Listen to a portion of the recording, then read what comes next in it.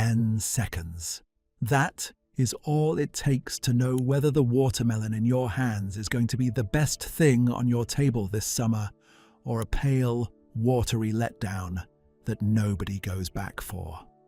No knife, no guessing, no trusting a sticker some machine slapped on the rind before it got loaded onto a truck 2,000 miles from where it grew. Just your eyes, your hands, and 7 things my family has read off a watermelon for as long as anyone in our community can remember. My name is Samuel Byler. I farm outside of Sugarcreek, Ohio, and I grew up in a house where nobody ever cut a bad watermelon. Not because we were lucky, because we knew what to look for before the knife ever came out. Stay with me through this whole video because the sign I am going to show you in the middle, the one the old-timers called the bee sting, is the piece that will change how you pick a melon for the rest of your life. Most people walk right past the sweetest watermelon in the bin because it does not look pretty enough. I am going to show you exactly why that is backwards. But before we start, tell me in the comments where you are picking your melons this summer. Your state, a roadside stand, your own garden patch, the big grocery store. I read everyone. Now let me take you back to where this started for me. I grew up in Lancaster County, Pennsylvania. We had a melon patch down past the lower barn, near where the creek bent and the soil went sandy and warm. My father planted it every May. By August, the vines had taken over that whole corner of the field, running wild like green rope laid out in the sun. I can still smell it. Warm dirt, cut vine, that thick, sweet air that settles in right before a late summer thunderstorm. My grandfather would walk that patch slow with his hands behind his back. He would stop at one melon, nudge it with the toe of his boot, and say, "This one is ready. The rest can wait." And he was right. Every single time. No calendar, no gadget, no label from a company trying to make a sale. Just his eyes and what his father taught him. That is what I want to give you today. The whole method, every sign, in the order I use it, so that by the end of this video you can walk up to a pile of watermelons anywhere and read them the way my grandfather read that patch. Let us start at the bottom. Pick up the melon and flip it over. Look at the underside, the part that rested on the ground all summer while the vine was feeding it and the sun was ignoring it. You are going to see a pale patch. The field spot. We always just called it the ground side, and that one patch of color is the most honest thing on the entire melon. Here is why. The side touching the dirt never sees sunlight. It cannot turn the same deep green as the rest of the rind. So it stays pale, and the shade of that paleness tells you exactly how long the melon sat on the vine finishing itself. If that spot is white, chalky, almost greenish white, set it back down. That melon was pulled too early. The sugars never fully came up. You will taste it the moment you cut it open. Pale flesh, thin sweetness, water without any depth to it. But if that spot is a deep creamy yellow, the color of fresh churned butter, or an old envelope left in a sunny drawer, that is your melon. That yellow means the fruit sat on that vine through the long, hot days and took its sweet time. The longer it ripened, the deeper that yellow grew. Agricultural researchers who finally got around to studying what plain farmers had known for generations found exactly what my grandfather already knew with his boot. A deep, buttery ground spot lines up with a riper, sweeter melon nearly every time. Now here is the part that bothers me when I think about it. The store knows this. The growers know this. The people loading these melons into crates know exactly what that yellow spot means. But they stack them, spot down, hidden against the cardboard, prettiest green side facing up, so you buy with your eyes instead of your knowledge. They are not selling you a ripe melon. They are selling you a good-looking one. There is a difference, and that difference lands on your table. So flip it first. Every time. White spot, walk away. Buttery yellow, you are already halfway to a great decision. But the ground spot is only the first witness. Because a melon can look decent on the bottom and still let you down. So let me show you the second thing. Look near the top of the melon, close to where the stem was attached. Right alongside that stem scar, you will often find a small, curling thread. A dry little tendril that grew right next to where the fruit joined the vine. We called it the pig's tail. And that small curl is directly connected to the ripeness of the melon. Here is the secret in it. While the melon is still growing, still drinking from the vine, that tendril is green and alive and pliable. But when the melon reaches full ripeness, the vine does something remarkable. It stops feeding the fruit. It cuts off the supply. And that little tendril, with nothing left flowing through it, dries up. It turns brown and goes crisp, curled up like a bit of old straw in late August. Green tendril means the melon is still being fed, still growing, not done. Brown and dry means the vine itself has signed off. That melon is finished and ready. My grandfather would not cut a single melon out of the patch until that pig's tail went brown. He would check it between 2 fingers, feel for any give, and if it was still green, he would say, "It is still talking to the vine, leave it be." And we did. Because there is one mistake in watermelon growing that cannot be undone. A watermelon does not get sweeter after you pick it. I want to say that plainly because the modern world consistently has it wrong. A banana ripens on the counter. A peach softens in the bowl. A watermelon is exactly as sweet as it will ever be the moment it leaves the vine. What you pick is what you get. So that dried brown pig's tail is proof the melon was allowed to finish before someone cut it loose.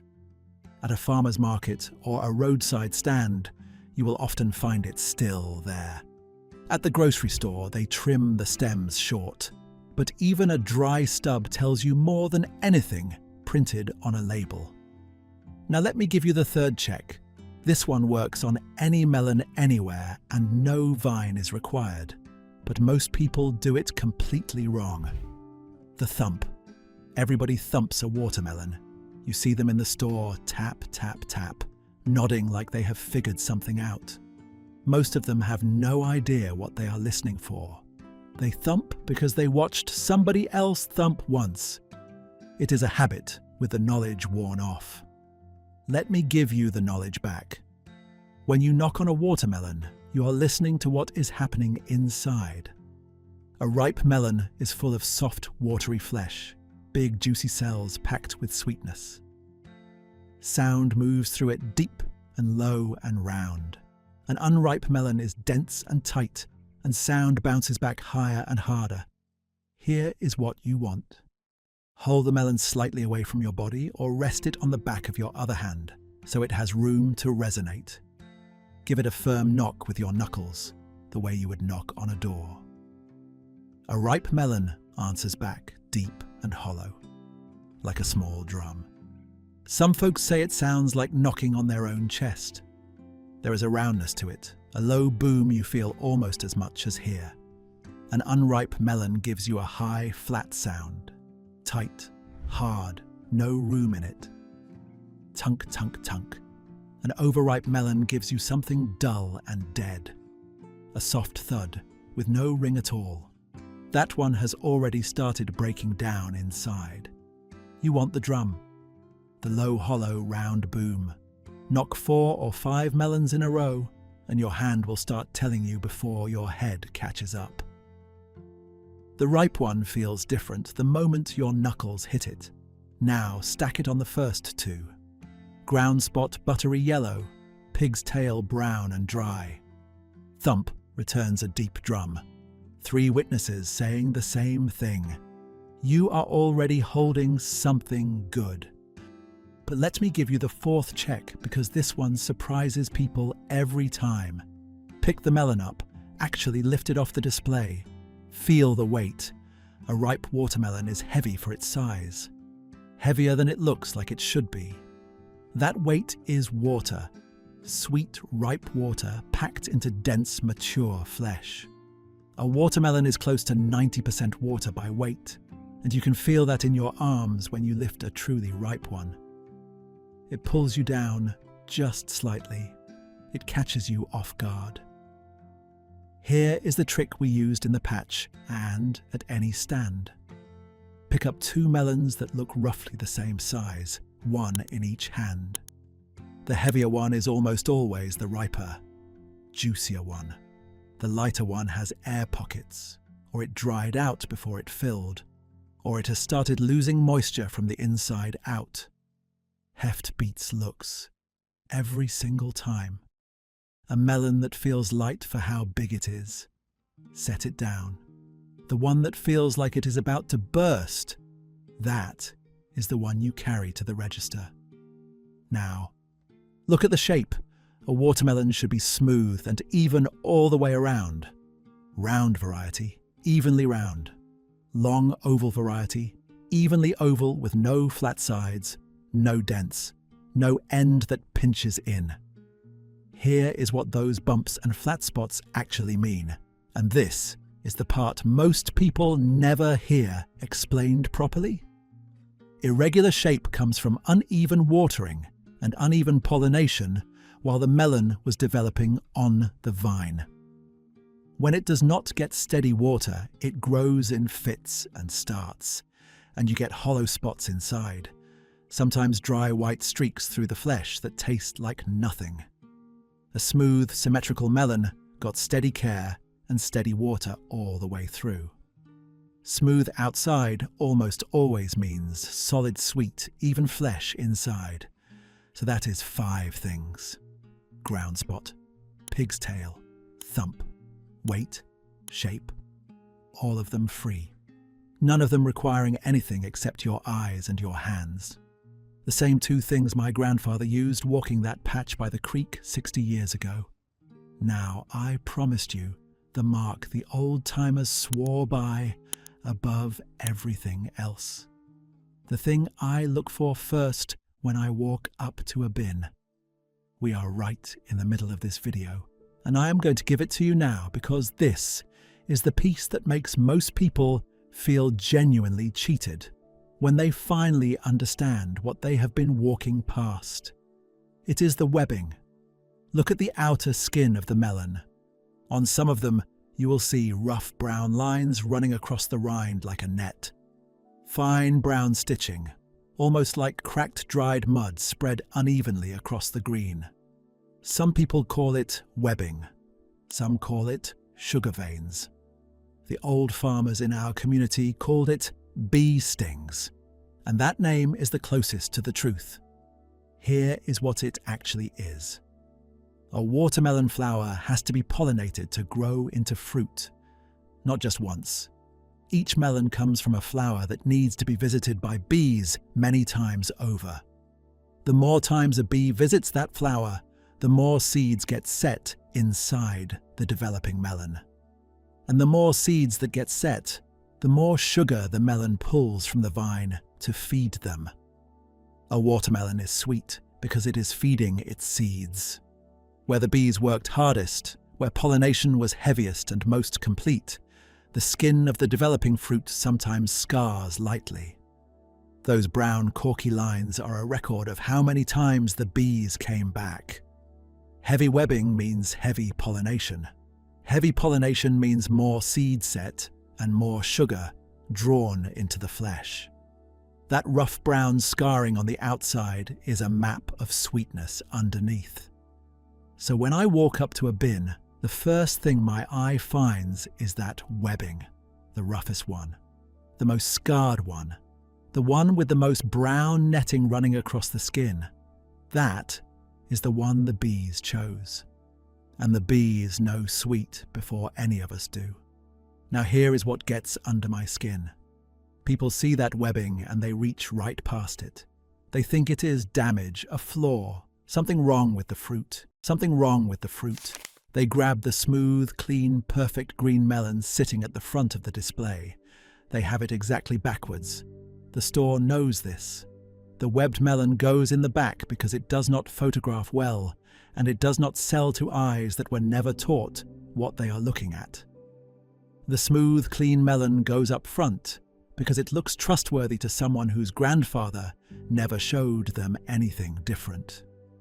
The plain people I grew up among never cared how a melon looked.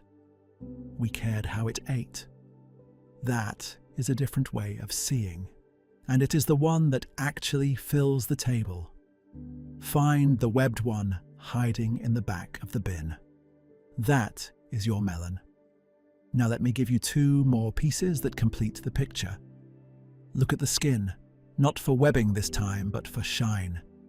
A young watermelon still growing on the vine is glossy, slick-looking, almost like it has been lightly waxed.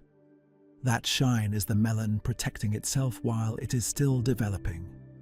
As the fruit finishes, as the cells fill and the flesh matures, that surface changes.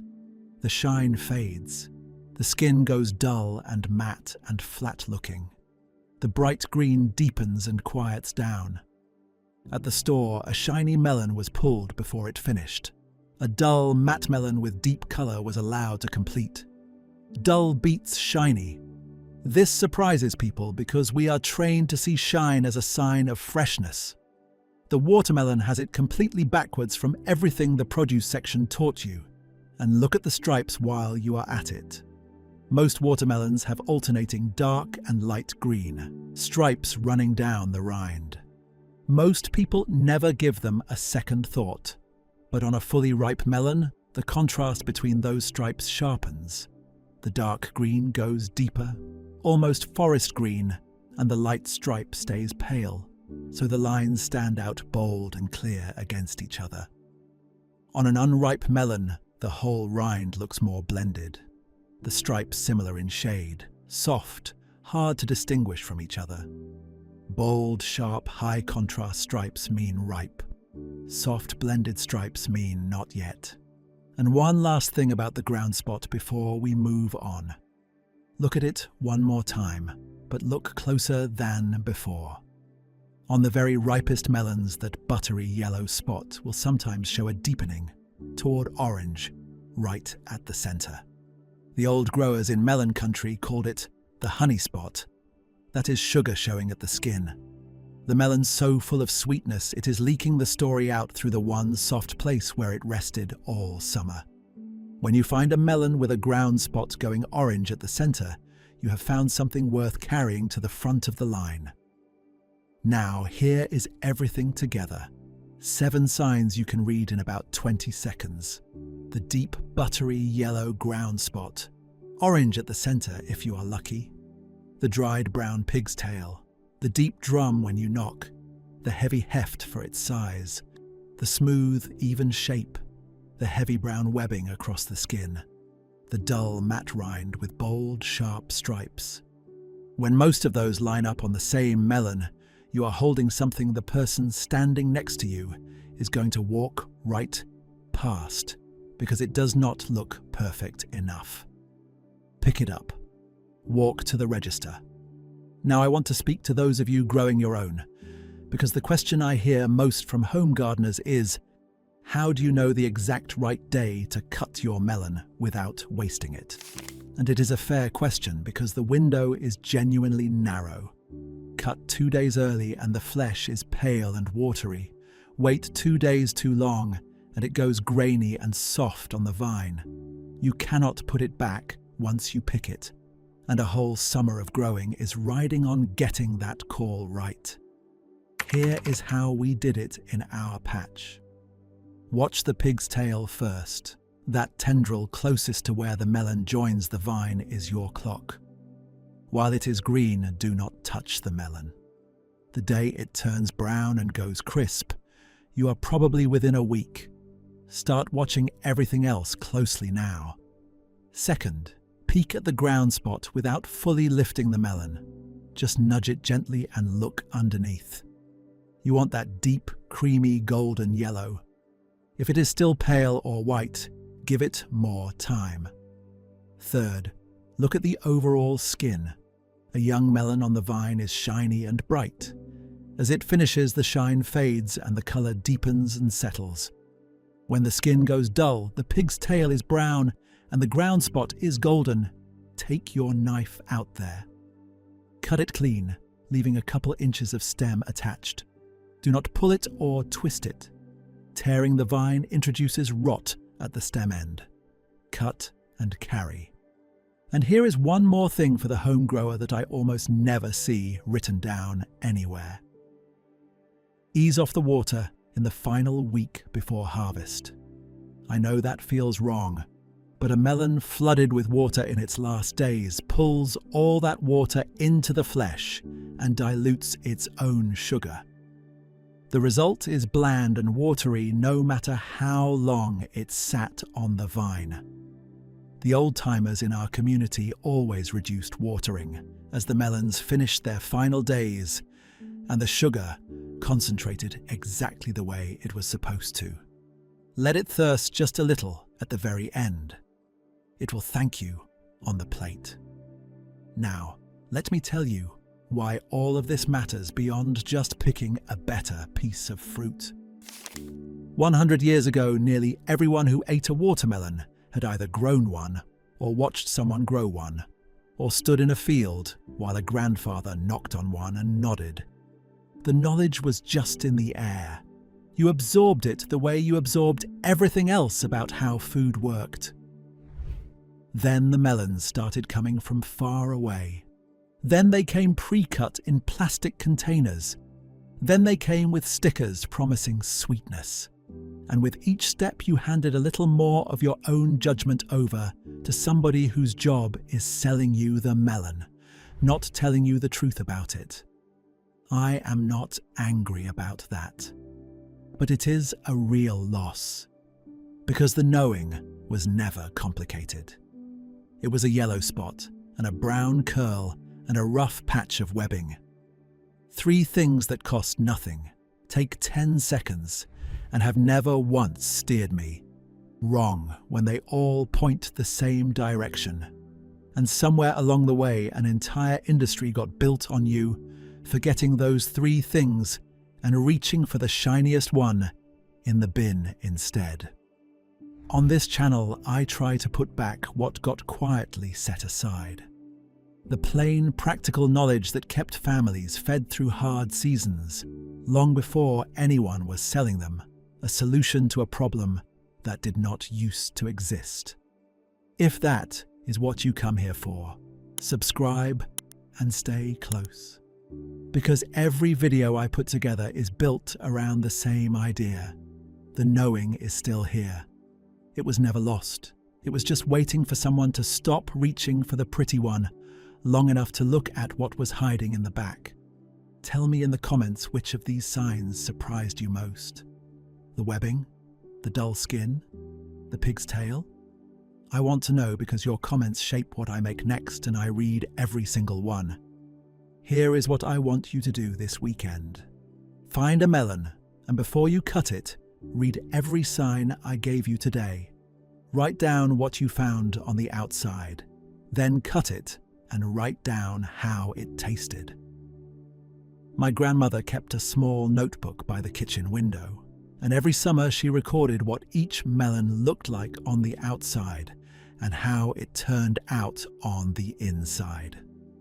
After 2 seasons, she could walk into any stand and pick the best one without hesitating. Because she taught her own eyes with her own notes.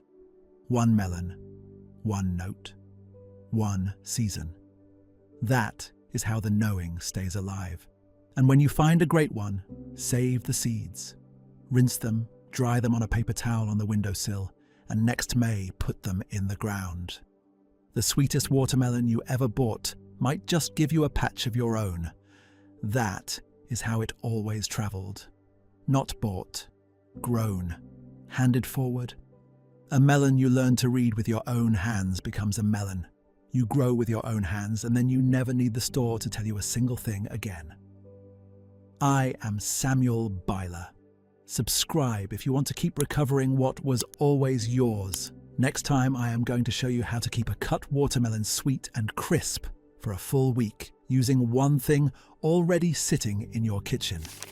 Most people store it exactly wrong and wonder why it goes soft and slimy by the next morning. We kept ours cold and firm in the spring house long before anyone had a refrigerator, and the method still works better than anything you will find on a food blog. Until then, flip it over, find the butter yellow, look for the webbing, and trust your own two hands. They know more than the store ever wanted you to remember.